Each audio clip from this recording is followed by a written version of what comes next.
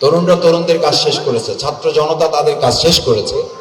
এখন সরকার এবং রাজনীতিবিদরা মিলে তাদের স্বপ্ন বাস্তবায়নের দায়িত্ব আমরা নিতে না পারলে ব্যর্থতাটা আমাদেরকেই বহন করতে হবে। আমাদের এই তরুণরা, আমাদের এই শিক্ষার্থীরা, আমাদের এই ছাত্র জনতারাই বাংলাদেশ। যদি তাই না হতো তাহলে এই সারিতে এখন যারা বসে আছে আমরা, জেলখানাও কপালে জুটতো না, আমাদের এতদিন গুমের মুখে পড়তে হতো অথবা আমাদের কবরে থাকতে হতো। অধিকারের প্রশ্ন তুললে, দেশের মানুষের স্বাধীনতা সার্বভৌমত্বের কথা বললে আপনি আমাকে থামিয়ে দিবেন রাজাকারের কথা বলে, সেই দিন আউযুবিল্লাহি মিনাশ শাইতানির রাজীম, বিসমিল্লাহির রহমানির রহিম। আজকে গুরুত্বপূর্ণ সংগঠন বাংলাদেশের মানুষের অধিকার নিয়ে কথা বলে এবং এই অধিকার আদায়ের আন্দোলনে ব্যক্তিভিত্তিক কার্যক্রম পরিচালনা করছে মানবাধিকার উন্নয়ন কেন্দ্র। অত্যন্ত সুপরিচিত এবং সুপ্রতিষ্ঠিত একটি প্রতিষ্ঠান।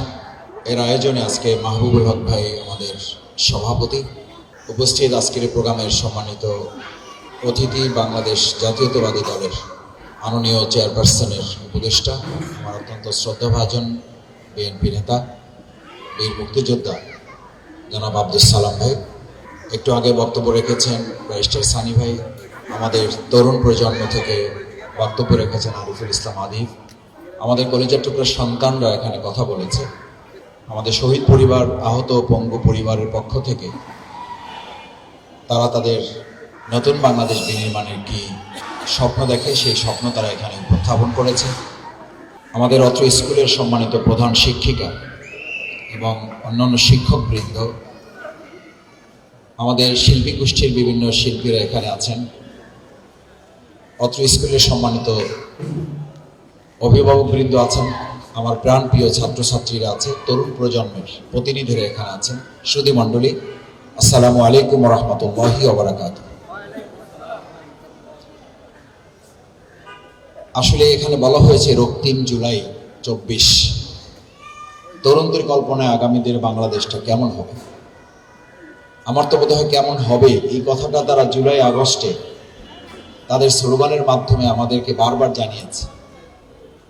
প্রথমে তারা জানিয়েছে লাখো শহীদের রক্তে কেনা দেশটা কারো বাপের না, দেশটা তার কারো বাপের না। আমাদের বিগত 16 বছর এই দেশটাকে একজন বাপের দেশ হিসেবে আমাদের কাছে চাপিয়ে দেওয়া হয়েছে। আমাদের তরুণরা বলেছে, আমাদের তরুণরা স্পষ্ট বলেছে এই দেশটা বাপের না, এই দেশটা 18 কোটি মানুষের। দ্বিতীয় কথা হচ্ছে ওই বাপেরা এবং ওই স্বামী স্ত্রীরা যারা বাংলাদেশ এবং ভারতকে স্বামী স্ত্রী হিসাবে আমাদের সামনে অত্যন্ত নির্লজ্জভাবে তুলে ধরেছে। আমাদের তরুণেরা খুব ব্যর্থহীন কণ্ঠে বলেছে ঢাকা না দিল্লি, বলেন ঢাকা না দিল্লি। তরুণরা তো জানিয়ে দিয়েছে, তরুণরা আর কি বলবে। তরুণরা তরুণদের কাজ শেষ করেছে, ছাত্র জনতা তাদের কাজ শেষ করেছে। এখন সরকার এবং রাজনীতিবিদরা মিলে তাদের স্বপ্ন বাস্তবায়নের দায়িত্ব আমরা নিতে না পারলে ব্যর্থতাটা আমাদেরকেই বহন করতে হবে। তারা তো পরিষ্কার সাফ জানিয়ে দিয়েছে ঢাকা না দিল্লি, এটার বাস্তবতা আলহামদুলিল্লাহ আজকেও কাঁটাতারে বেড়া দিতে এসেছিল আমাদের বিডিআর, যেটাকে এখন বিজিবি করা হয়েছে, এদের সবাইকে লাগে নাই, বন্দুকও লাগে নাই, পিস্তলও লাগে নাই, এসএমজিও লাগে নাই, খালি হাতের কাছে নিয়ে দাঁড়াইয়া বিজিবিকে বলছে যে আপনারা দাঁড়ায় থাকেন, বাকি শায়েস্তা করার দায়িত্ব আমরা নেব, এবং শায়েস্তা করেছে তাদের। প্রণয় কুমার ভার্মাকে ডেকেছে আমাদের স্বরাষ্ট্র মন্ত্রণালয়ের উপদেষ্টা। আমরা পরিষ্কার বলি ঢাকা না দিল্লির এই স্লোগান, এটা শুধু স্লোগান না, এটা 18 কোটি মানুষের হৃদয়ের স্পন্দন। স্পন্দন যদি কেউ বুঝতে ব্যর্থ হয় তাহলে ওই দায়ভার বিগত দোসরদের মতোই তাকে কিন্তু বহন করতে হবে। আমাদের তরুণরা কি স্বপ্ন দেখেছে? আমাদের তরুণদের গুরুত্বপূর্ণ একটা স্বপ্ন ছিল, তারা পরিষ্কার জানিয়ে দিয়েছে। এমন এমন স্লোগান, আমার কাছে মনে হয়েছে স্লোগান নিয়ে আমি এটা এখানে বলি, আমার আবেগের কথা বলি। আমি ছোট্ট একটা গবেষণা করেছি, অনেকে আবার বলে আমি ডাক্তারি করি মনে করে, আমি বাংলা ছাত্র। আমি আজকে এটা বলে যাই, আমি হয়তো বাঁচবো না, আমাদের তরুণ শিক্ষার্থীরা এখানে থাকবে। 2024-এর জুলাই আগস্টের স্লোগানের উপরে ভিত্তি করে আগামী দিনে গবেষণা হবে, এটার উপরে পিএইচডি ডিগ্রি দেওয়া হবে। কেন জানেন? আমাদের এই স্লোগানকে ধারণ করে ইতিমধ্যে সিরিয়া বিজয় হয়েছে, আফগানিস্তানে আগেও বিজয় হয়েছে, ফিলিস্তিন এখন বিজয়ের পথে। গোটা পৃথিবী এই স্লোগানকে ধারণ করে এখন সমস্ত জুলুমের রাজ্যগুলো মানুষ মুক্তির পথ দেখতে শুরু করেছে আমাদের তরুণদের এই স্লোগানগুলোকে উজ্জীবিত করে।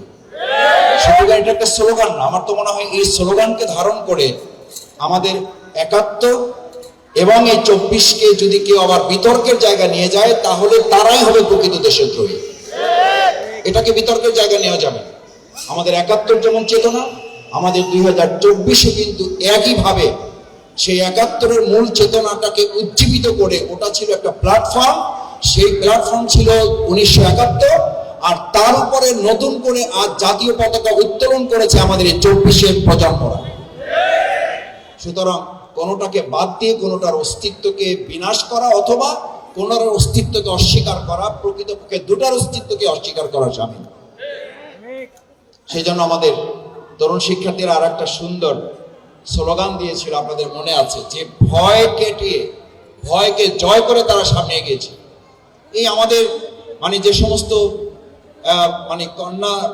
কন্যা আমাদের সন্তান তুল্য শিক্ষার্থীরা, যাদেরকে আমরা ঘরে আটকে রাখতাম, যাদেরকে আমরা মনে করতাম যে এরা মোবাইল ছাড়া কিছুই বুঝে না, তারা আমাদের ধারণা ভুল প্রমাণ করেছে। যে তারা মোবাইল দিয়ে গোটা পৃথিবীকে জানিয়ে দিয়েছে এই মোবাইল দিয়ে আমরা প্রশাসনের সমস্ত গুলিকে উপেক্ষা করে এক মোবাইলের এই আমাদের সামাজিক যোগাযোগ মাধ্যম দিয়ে বাংলাদেশ বন্ধ করেছে। পৃথিবীর আনাচে কানাচে থেকে আমাদের বন্ধুরা এই সামাজিক যোগাযোগ মাধ্যম দিয়ে একটা সরকারকে পতন ঘটাতে সক্ষম হয়েছে। সুতরাং আমাদের এই শিক্ষার্থী তরুণদেরকে এখন কেউ কেউ আবার কোনো সময় আমি দেখি তাদেরকে বলেন বাচ্চারা কি বুঝে। এটা মাথায় রাখতে হবে। আমরা মুরব্বীরা বিগত ১৫ বছরে আমরা সিঁড়ি তৈরি করেছি, আমাদের সেই সিঁড়িতে রক্তের দাগ ফেলে আমাদের এই বাচ্চারাই আমাদের নতুন স্বাধীনতা এনে দিয়েছে। সুতরাং বাচ্চাদেরকে যদি কোনো পিতা তার সন্তানকে স্নেহ করতে, তার অধিকার দিতে, তার প্রতি যথাযথ সম্মান দিতে ব্যর্থ হয়, তাহলে ওই সন্তান ঠিকই থাকবে, বাবা হিসেবে ব্যর্থ হবে সে। তারা কি স্লোগান দিয়েছিল? যদি তুমি ভয় পাও তবে তুমি, যদি তুমি ভয় পাও তবে তুমি শেষ, আর যদি তুমি যথাযথভাবে রুখে দাঁড়াও তবে তুমি বাংলাদেশ। আমাদের এই তরুণরা, আমাদের এই শিক্ষার্থীরা, আমাদের এই ছাত্র জনতারাই বাংলাদেশ। যদি তাই না হতো তাহলে এই সারিতে এখন যারা বসে আছে আমরা, জেলখানাও কপালে জুটতো না, আমাদের এতদিন গুমের মুখে পড়তে হতো অথবা আমাদের কবরে থাকতে হতো। অনেকে বলেন আমাদের জেলে যেতে হতো, আমি বলি না, জেলে যেতে হতো না, হয় কবরে না হলে গুমের খপ্পরে পড়ে এই সারির নেতারা, এই সামনে সারিতেও যারা আছেন, তার অস্তিত্ব আপনাদের পরিবারের সামনে আপনারা দেখাতে পারতেন। সেই জন্য তারা স্লোগান তুলেছে। এই স্লোগানগুলোই তো আমাদের বাংলাদেশ, এই স্বপ্নই তো বিনির্মাণ করতে চাই আমরা। আমাদের সেই প্রিয় কলিজার টুকরা সন্তানেরা স্লোগান তুলেছিল মেধা না কোঠা। কি চেয়েছি আমরা? মেধা চেয়েছি আমরা। মেধার রাজ্যে যে রাজত্ব করবে সে তো চাঁদাবাজি করতে পারে না। মেধার রাজ্যে যে রাজত্ব করবে সে দখলদারিত্ব করতে পারে না। মেধার রাজ্যে যে রাজত্ব করবে সে আমার বোনের ইজ্জত নিয়ে টানা হেঁচড়া করতে পারে না। ছাত্রলীগ করেছে বলে, ছাত্রলীগ ধর্ষণের সেঞ্চুরি করেছে, ছাত্রলীগকে নিষিদ্ধ করা হয়েছে, আওয়ামী লীগকে নিষিদ্ধ করতে হবে। আপনি গাছের ডাল কেটে মূল গাছ রেখে, গাছের আগা কেটে আপনি গাছকে বিনাশ করতে পারবেন না। কারণ শেখ হাসিনা নিজে বলেছে আমি ছাত্রলীগের অভিভাবকের দায়িত্ব পালন করি। আপনি অভিভাবককে ঠিক রেখে, অভিভাবক সংগঠনকে ঠিক রেখে আপনি ছাত্রলীগকে নিষিদ্ধ করে আপনি তাদের যে রাজনীতির অপব্যবহার, যে গণহত্যা তারা করেছে, এটাকে আপনি সামলাতে পারবেন না। সেই জন্য আমাদের ছাত্র জনতা যে স্লোগান তুলেছিল, সেই স্লোগানগুলোই তো এখন স্বপ্ন। সেই স্বপ্নই তো আমাকে আপনাকে বাস্তবায়ন করার জন্য কাজ করতে হবে। এবং সেই কাজ করার জন্যই আজকে মানবাধিকার সংগঠন যে সিদ্ধান্ত নিয়েছে, তারা যে সুন্দর আয়োজন করেছে, আমি তাদের আয়োজনের প্রতি কৃতজ্ঞতা জানাই, ধন্যবাদ, অভিনন্দন জানাই। এবং এগুলো যত বেশি হবে তত আমাদের এই কলিজার টুকরা সন্তান, ছাত্র জনতা, শ্রমিক ভাই বোনেরা যে স্লোগান তুলেছিল চাইলাম অধিকার হয়ে গেলাম, তারা শুধু এই স্লোগান ২৪শে জুলাই এবং আগস্টের জন্য দেয় নাই। আমি একটা কথা, আমার শিক্ষক, শ্রদ্ধেয় মুরব্বিয়ান ইকরাম, তরুণ প্রজন্ম এখানে তোমরা আছো, তোমাদের কানে বলে যাই, এই একই রাজাকারের তকমা যদি আবার কেউ দেয় তাহলে তাদেরকে বলা হবে চাইলাম অধিকার, হয়ে গেলাম। তখন আবার সবাই মিলে স্লোগান তুলবে, তুমি কে আমি কে। কে বলেছে, কে বলেছে? আমাদের সন্তানদের স্বপ্নের বাংলাদেশ তো এটা। আরে ভাই, অধিকারের কথা বললে আপনি আমাকে জামাত শিবিরের টেক লাগাবেন কেন? মানুষের কথা বললে আপনি আমাকে জামাত শিবিরের কথা বলে আবার আমাকে উত্তক্ত করবেন কেন? সেই কথাই তো আমাদের তরুণেরা বলেছে, আরে আমরা তো অধিকার চেয়েছি, আমাকে রাজাকার বানিয়ে দিলেন না। অধিকারের প্রশ্ন তুললে, দেশের মানুষের স্বাধীনতা সার্বভৌমত্বের কথা বললে আপনি আমাকে থামিয়ে দিবেন রাজাকারের কথা বলে, সেই দিন এখন তুমি বাংলাদেশ। সেই জন্য আমি শেষ করতে চাই যে কথাটা বলে, আমাদের সেই সমস্ত ছাত্র তরুণদের একটা শেষ স্লোগানের কথা বলে, শেষ স্লোগান না, এটা একটা এটাই স্বপ্ন, এই স্বপ্নের কথাই আমাদের তরুণের আজকে বাস্তবায়ন করতে চায়। আমার ভাই কবরে, খুনি কেন এখনো এখনো বাইরে, সেই খুনের আশ্রয়দাতা আমাদের প্রতিবেশী রাষ্ট্র। তারা আজকেও বলেছে, সেখানকার কংগ্রেসের একজন নেতা দম্ভ করে বলেছে, শেখ হাসিনা ভারতকে যা দিয়েছে তাকে যতদিন বাঁচবে ততদিন ভারতে থেকে আশ্রয় দেওয়া উচিত। ভারত একটা রাষ্ট্র না, ভারত একটা সন্ত্রাসী গোষ্ঠী। কারণ চিহ্নিত একজন সন্ত্রাসীকে যারা আশ্রয় দেয়, আমি মনে করি ভারতের জনগণের সিদ্ধান্ত নেওয়া উচিত ওই সরকার এবং ওই ব্যক্তিদের বিরুদ্ধে তারা আন্দোলনে নামা। আসুন, আমাদের এই তরুণরা এই সমস্ত স্বপ্নই আমাদের সামনে উত্থাপন করেছিল।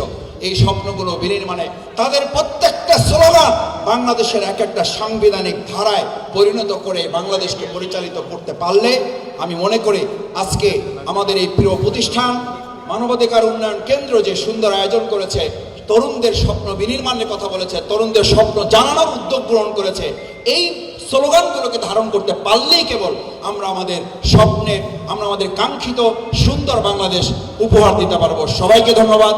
আমি আমার পক্ষ থেকে, আমার প্রিয় সংগঠন বাংলাদেশ জামাত ইসলামের পক্ষ থেকে আমাদের এই মানবাধিকার উন্নয়ন সংস্থা কেন্দ্রকে ধন্যবাদ জানাই, যারা কষ্ট করে আজকে এখানে আয়োজনে এসেছেন, যে স্কুল কর্তৃপক্ষ এই সুন্দর ব্যবস্থাপনায় সহযোগিতা করেছেন, তাদের সবাইকে ধন্যবাদ জানিয়ে আমার কথা শেষ করছি। আল্লাহ হাফেজ। বাংলাদেশ জিন্দাবাদ।